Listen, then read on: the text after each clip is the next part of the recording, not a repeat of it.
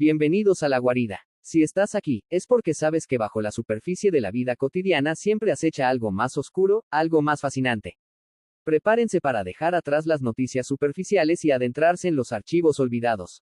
En esta antesala, desenterraremos secretos, desde las leyendas urbanas que respiran bajo las grandes ciudades, hasta los misterios históricos que la ciencia aún no puede explicar.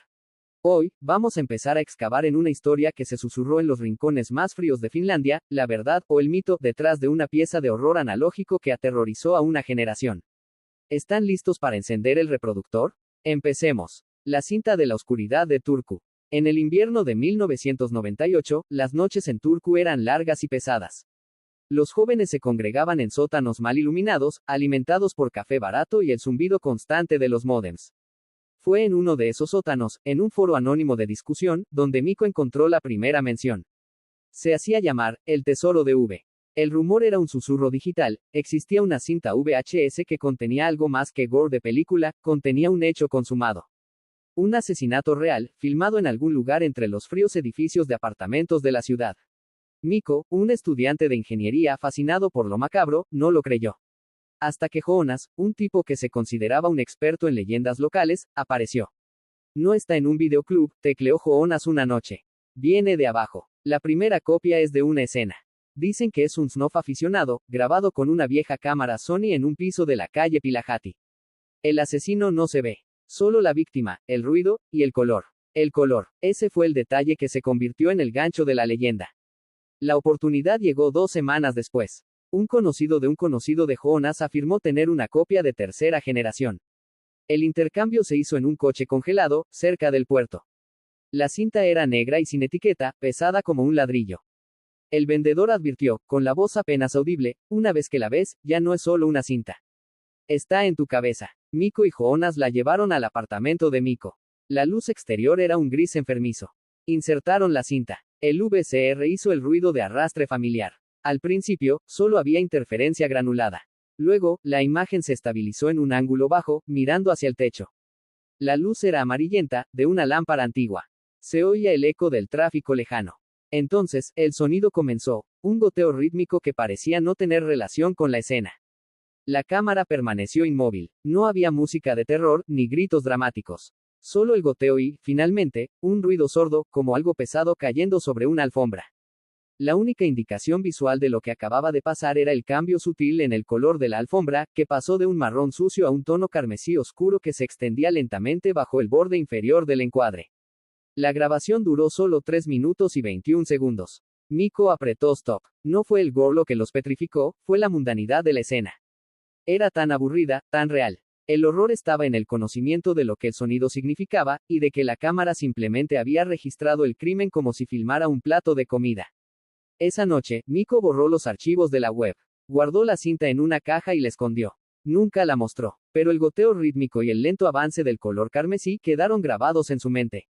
Cada vez que escuchaba la lluvia sobre el asfalto o el eco de un grifo, volvía a ver el lento, perezoso horror de la cinta VHS de Turku. La leyenda continuó sin él, susurrada en los chats, convertida en un fantasma digital, la historia de la cinta que te mostraba la peor realidad, sin filtros, sin guión, y te dejaba solo con el eco silencioso de un crimen olvidado. La ronda nocturna del cabo Ruotunen. El cabo Ilmari Ruotunen odiaba a Vallisaari. No era por el aislamiento, un finlandés podía soportar el silencio. Era la humedad que se adhería a la piel y el olor persistente a pólvora vieja que, décadas después de la gran explosión de 1937, seguía flotando en el aire. Desde que la isla se cerró, las ruinas de los barracones y los túneles de municiones se habían convertido en trampas de sombra y memoria. Esa noche de octubre, la niebla era tan espesa que la luz de su linterna apenas penetraba 1 metro. A las 2 de la mañana, Ruotunen estaba en el sector este, cerca de las ruinas de la antigua batería costera. Su misión, asegurarse de que ningún excursionista o pescador furtivo hubiera ignorado las señales de prohibición. La brisa marina transportó un sonido. No era el crujido de las ramas o el rumor del mar. Era un sonido sordo y rítmico, como de botas arrastrándose sobre piedras. Ruotunen se detuvo, el corazón martilleándole en el pecho. Sabía la historia. Todos los que hacían guardia aquí la conocían. El soldado sin cabeza, un ruso o un finés, despedazado por una explosión, condenado a buscar sus restos. Una advertencia más que una amenaza real, se decía. Pero en la niebla, las advertencias se sentían terriblemente reales. Encendió la linterna hacia la dirección del sonido. La luz blanca solo revelaba más niebla. ¡Alto! ¿Quién anda ahí?, gritó, su voz amortiguada por el aire espeso. El arrastrar de las botas se detuvo. Hubo un silencio total. Ruotunen comenzó a avanzar lentamente hacia un pasillo estrecho que llevaba al muelle. Mientras caminaba, sintió un frío antinatural. No el frío del mar, sino un frío repentino y profundo, como si acabara de pasar una puerta abierta a un congelador. Justo cuando su linterna cruzó el umbral del pasillo, la vio. No era una figura completa, sino una sombra alta, oscura y desgarbada, que se destacaba contra el fondo nebuloso. Llevaba algo que parecía ser un uniforme militar grueso y andrajoso, y caminaba con una postura extrañamente inclinada. Pero lo más aterrador no era la falta de cabeza, aunque su cuello era solo un cilindro de tela oscura, sino la forma en que el soldado sin cabeza se movía. No con intención, sino con una búsqueda lenta y metódica, como si estuviera tanteando el suelo con las manos. Al acercarse a una vieja caja de municiones oxidada, la figura se inclinó, y Ruotunen escuchó un leve, casi inaudible murmullo gutural que parecía venir del pecho del espectro. La figura se enderezó, la cabeza inexistente mirando hacia Ruotunen. El cabo no vio ojos, pero sintió que era observado. En la niebla, la sombra extendió lentamente un brazo. Ruotunen no esperó a ver si era una amenaza o un ruego. Se dio la vuelta y corrió como nunca antes, el sonido de las botas arrastrándose volviendo a sonar tras él, cada vez más cerca, hasta que llegó a la seguridad de la garita principal. A la mañana siguiente, Ruotunen fue encontrado en su puesto. Estaba pálido y temblando. Cuando sus compañeros lo interrogaron, él solo miró la densa línea de árboles. No buscaba asustarme, susurró, con la garganta seca. Estaba buscando algo. Buscaba su cabeza, y yo estaba en su camino. Nunca más volvió a hacer la ronda nocturna en el sector este. Y hasta el día de hoy, el personal de Vallisahari sabe que la niebla no es lo más peligroso que se arrastra en la oscuridad de la isla. La última pasajera del metro de Helsinki. El turno de mantenimiento comenzaba a las 2 de la mañana, justo después de que el último tren hacia Melanmäki hubiera pasado.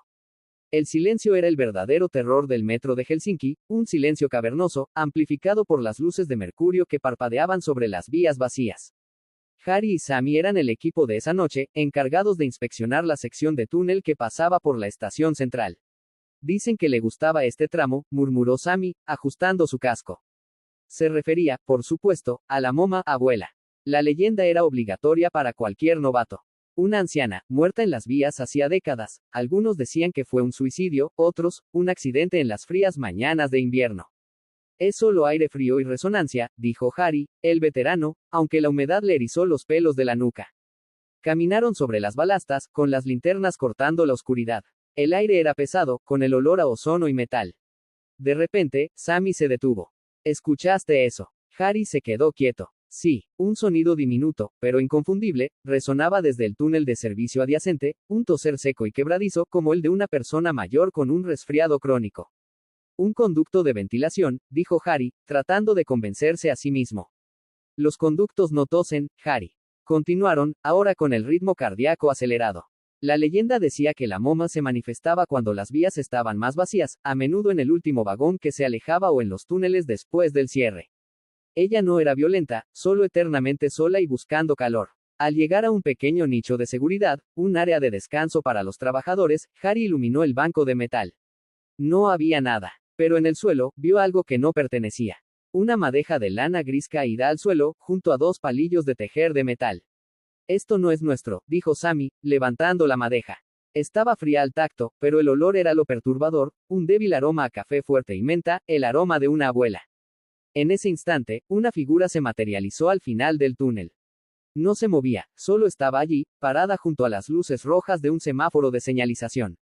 Era la silueta de una mujer anciana, ligeramente encorvada, con un abrigo oscuro. Estaba mirando directamente hacia ellos. Harry levantó la mano para cubrirse los ojos del reflejo de la luz, pensando que era un guardia. «Hey, ¿quién está ahí? Zona de mantenimiento», gritó. La figura no respondió, pero la tos seca y suave volvió a sonar. Harry dio un paso hacia ella.